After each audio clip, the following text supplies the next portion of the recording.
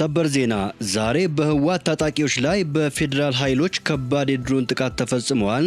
ህወሓት ጦርነቱን በስፋት ለመጀመር ወስነዋል። የትግራይ ፖሊስ ወደ ጦር ግንባር እንዲሰማራ ትዕዛዝ ተላልፈዋል።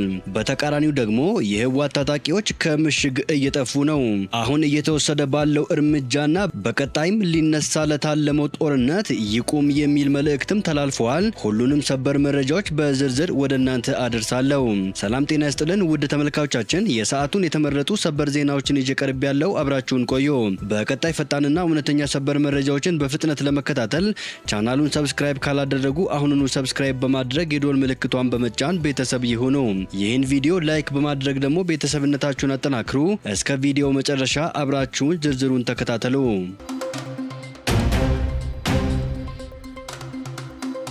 በቅድሚያ ነገሮች የጀመሩት ከዚህ ነው። ትላንት ነሐሴ 3 ቀን 2018 ዓመተ ምህረት በራያ አላማጣ ወረዳ ልዩ ስሙ መረዋ በተባለው ጣቢያ የጽንፈኛው ፋኖ ታጣቂዎች ከኤርትራ መንግስትና ከግብጽ የመጣላቸውን የጦር መሳሪያ መቀበላቸው ተረጋገጠ። ታጣቂዎቹ የተቀበሉትን ይህንን የጦር መሳሪያ በግመል በመጫን ወደሚፈልጉት አቅጣጫ በማጓጓዝ ከስፍራቸው ደረሱ።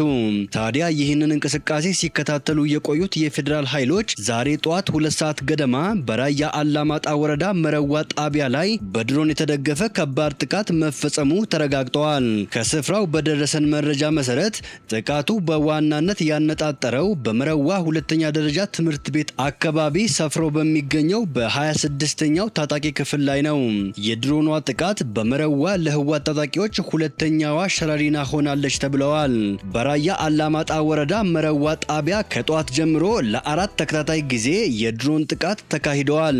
አራተኛው ዙር ጥቃት የተፈጸመው በከተማዋና በትምህርት ቤቱ መካከል ታጣቂዎች ተደብቀውበት በነበረው ድልድይ ላይ መሆኑ ታውቋል። ከስፍራው እስካሁን በተረጋገጠ መረጃ መሰረት በጥቃቱ ከባድ ኪሳራ የደረሰባቸው የታጣቂ ክፍሎች የሚከተሉት ናቸው።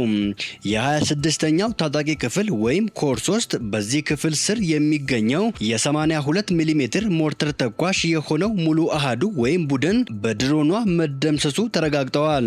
የሀየሎም ታጣቂ ክፍል ሻለቃ አመራሮችን ጨምሮ በታጣቂዎች ላይ ከፍተኛ የሞትና የመቁሰል አደጋ ደርሶባቸዋል። ከዚህ ጥቃት የተረፈውና የተበታተነው የሀየሎም ታጣቂ ኃይል ሸሽቶ በእግሩ ወደ ራያ አላማጣ አየር ማረፊያ አካባቢ መሄዱ መረጃው ያመላክታል። ለመሆኑ አርሚ 26 ማን ነው? በአቶ ጌታቸው ረዳ የትግራይ ጊዜያዊ አስተዳደር ዘመን ይህ 26ኛው ታጣቂ ክፍል የደብረ ጽዮን አንጃ ዋነኛ ቀኝ እጅና የጥፋት አስፈጻሚ በመሆን ሲያገለግል ቆይተዋል። በተለይም ቢሮዎችን በመስበር ማህተቦችን በመቀማት እንዲሁም የጌታቸው ረዳ ደጋፊ ናቸው የተባሉ ሰዎችን በማፈንና በመግደል በዋነኝነት የሚታወቀው ይሄው ኃይል ነው። አቶ ጌታቸው ረዳ ወደ አዲስ አበባ ከመጣ በኋላም የዚሁ 26ኛው ታጣቂ ክፍል አባላት ወደ ራያ በመግባት የጌታቸው ረዳ አንጃ ትደግፋላችሁ በሚል ሰበብ በርካታ ንጹሃንን አፍነዋል፣ ገድለዋል። በወቅቱ ፊታቸውን በጭንብል ሸፍነው የራያን ወጣት ሲያፍኑና ሲገድሉ በማህበራዊ ሚዲያ በስፋት ስናያቸው የነበሩት አፋኞች የዚሁ ታጣቂ ክፍል አባላት ነበሩ። ከህግና ከስርዓቱ ውጪ የንጹሃንን ደም ሲያፈስና አካባቢውን ሲያሸብር የቆየው ይህ ሁሉ ታጣቂ ኃይል ዛሬ በተወሰደበት እርምጃ በድሮን ተመቶ ሙሉ በሙሉ ሊባል በሚችል ደረጃ ተደምስሰዋል። በሌላ በኩል የህወሓት ቡድን ህዝብን ዳግም ወደ እልቂት ለማስገባት ጦርነት ለመጀመር መወሰኑንና ዛሬ ነሐሴ 4 ቀን 2018 ዓመተ ምህረት በመሆኒ ከተማ በተካሄደ ስብሰባ አዳዲስ የጦርነት ዝግጅቶች እንዲደረጉ አስገዳጅ ትዕዛዝ ማስተላለፉ ታውቋል። የስብሰባው ዝርዝር መረጃና የአመራር ድልድል እንደሚከተለው ነው። በደቡብ ዞን ተወካይ ዝናቡ ገብረ መህድን በተመራው በዚህ ስብሰባ በአራት ግንባሮች የተከፈለው ይህ ኃይል ራያ አዘቦን፣ ራያ ጨርጨርንና መሆኒ ከተማን በአንድ ግንባር ስር አዋህደዋል። ይህንን ጠቅላይ ግንባር የቡድኑ የጸጥታ ኃላፊ ነኝ የሚለው አሰፋ አብርሃ ይመራዋል። የራያ አዘቦን ወታደራዊ እንቅስቃሴ የዞኑ ምክትል ጸጥታ ኃላፊ መሐሪ ተስፋዬ ያቀናጀዋል። የመሆኒ ከተማውን ደግሞ የቡድኑ ምክትል የፕሮፓጋንዳ ኃላፊ ዝናቡ እንደሚመራው ተመድበዋል።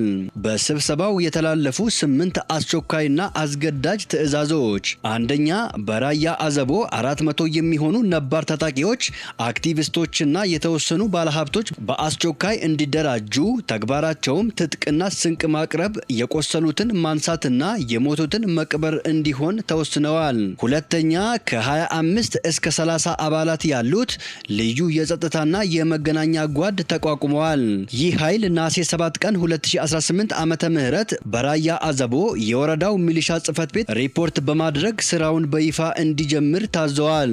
ሶስተኛ ለመቻሬ ግንባር ውሃ የሚያመላልሱ የውሃ ቦቴዎች በአስቸኳይ እንዲዘጋጁ ተወስነዋል። አራተኛ የወረዳው አመራሮች ከዛሬ ጀምሮ ምግባቸውን በ05 በተወሰነላቸው ጥበቃ ባለው ካምፕ ብቻ እንዲመገቡ ተወስነዋል። አምስተኛ በአካባቢው የሚደረጉ ማንኛውም ስብሰባዎች ከቀን ወደ ማታ እንዲዘዋወሩ ታዘዋል። ስድስተኛ ለራያ አዘቦ 1000 ሊትር ለመሆኒ ከተማ ደግሞ 3000 ሊትር ነዳጅ ከአላማጣ ከተማ በአስቸኳይ ተገዝቶ ለታጣቂ አዛዦችና ለአመራሩ በስርዓት እንዲከፋፈል ተወስነዋል። ሰባተኛ ለራያ አዘቦ ወረዳ የሚሆን የእንስሳትና የምግብ አቅርቦት እስከ ነሐሴ 10 ድረስ እንዲሰበሰብ ይህም 20 ግመል፣ 10 አህያ፣ 10 በቅሎ፣ 10 በሬ እንዲሁም 1050 ፍየልና በግ ከአካባቢው ህዝብ እንዲሰበሰብ ወይም እንዲዘረፍ ታዘዋል። ስምንተኛና የመጨረሻው እንደ መጥረቢያ፣ ዶማ፣ አካፋ፣ መዶሻና የመሳሰሉት የቁፋሮ መሳሪያዎች የሟቾችን አስክሬን ለመቅበር በአስቸኳይ እንዲሰበሰቡ ትዕዛዝ ተላልፈዋል። ቡድኑ የመቃብር መቆፈሪያ አካፋና ዶማ እስከ መሰብሰብ የደረሰ ግልጽ የጦርነት ዝግጅት እያደረገ ይገኛል። የአካባቢውን አርሶ አደር ከብትና በግ በገፍ ለመዝረፍም ውሳኔ አስተላልፈዋል። በሌላ በኩል ደግሞ የትግራይ ፖሊስን ወደ ጦርነት ግንባር ለማስገባት ውሳኔ ተላልፈዋል።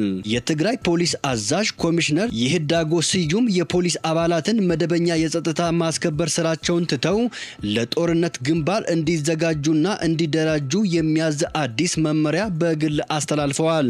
በአዛዡ ውሳኔ መሰረት የፖሊስ ኃይሉ አደረጃጀት በሚከተለው መልኩ ለጦርነት እንዲዋቀር ተወስነዋል። ሰሜን ምዕራብና ምዕራብ 1 የታጣቂ ክፍል ወይም ክፍለ ጦር፣ ማዕከላዊ ዞን 2 የታጣቂ ክፍል፣ ምስራቅ ዞን 1 የታጣቂ ክፍል፣ መቀሌ 1 የታጣቂ ክፍል፣ ደቡብ ምስራቅ 2 ሬጅመንት፣ ደቡብ ዞን 2 ሬጅመንት፣ ልዩ ተልዕኮ የሚቀበሉ ደግሞ 3 የታጣቂ ክፍል ተመድበዋል። ይህ አዲስ መመሪያ እንደሚያስገድደው ከተዋቀረው የፖሊስ ኃይል ውስጥ 50 የሚሆነው በቀጥታ ወደ ጦርነት ግንባር የሚሰማራ ሲሆን ቀሪው 50 ደግሞ ከጀርባ እንደ ደጀን ሆኖ እንዲያገለግል ትዕዛዝ ተሰጥቷል። ኮሚሽነር ይህዳጎ ስዩም የፖሊስ ተቋሙን ከህግ ማስከበርና ከማህበረሰብ ደህንነት ጥበቃ ዓላማው ውጪ ወደ አላስፈላጊ የጦርነት ቀጠና እየማገደው ይገኛል። በሌላ በኩል ደግሞ በህወሓት አርሚ 15፣ 22 እና 26 ውስጥ የነበሩ ከ600 በላይ ታጣቂዎች ከምሽግ መኮብለላቸው ተረጋግጠዋል። ምንጮቻችን እንደገለጹልን በህወሓት አመራር አማካኝነት በዛታ አካባቢ ለጦርነት ዝግጅት ወደ ምሽግ ተገደው ገብተው የነበሩ ከ600 በላይ የሚሆኑ የአርሚ 15፣ 22 እና 26 ታጣቂዎች በትላንትናው ዕለት ሌሊት ምሽጉን ጥለው መኮብለላቸው ታውቋል። እንደ ምንጮቹ ገለጻ ምሽጉን ጥለው የኮበለሉት እነዚህ ታጣቂዎች በአሁኑ ወቅት ወደ ተዘጋጀላቸው ሰላማዊ ቦታ በሰላም መድረሳቸው ተረጋግጠዋል። ከዚህ ቀደም የነበረውን አፋኝና ለጦርነት የሚያዘጋጅ አደረጃጀት በመካድ የተወሰደ እርምጃ እንደሆነም ተጠቅሰዋል። በዚሁ ይዞታ ውስጥ የሚገኙ ሌሎች የህወሓት ታጣቂዎችም ተመሳሳይ እርምጃ በመውሰድ ወደ ተዘጋጀላቸው ሰላማዊ ስፍራ ለማለፍ የመጨረሻውን ዝግጅት እያደረጉ እንደሚገኙ ምንጮቹ አክለው ገልጸዋል።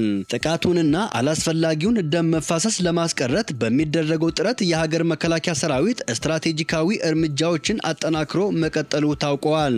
ዛሬ በአላማጣ በተፈጸመው የድሮን ጥቃት በርካታ የህወሓት ታጣቂዎች ክፉኛ መጎዳታቸውን ተከትለው በስፍራው እየደረሰ ያለውን የትግራይ ወጣቶች እልቂት በማስመልከት ሳልሳይ ወያኔ ትግራይ ፓርቲ አስቸኳይ የሰላም ጥሪ መግለጫ አውጥተዋል። ፓርቲው የሚከተሉትን አንኳር ነጥቦች በጥብቅ አንስተዋል።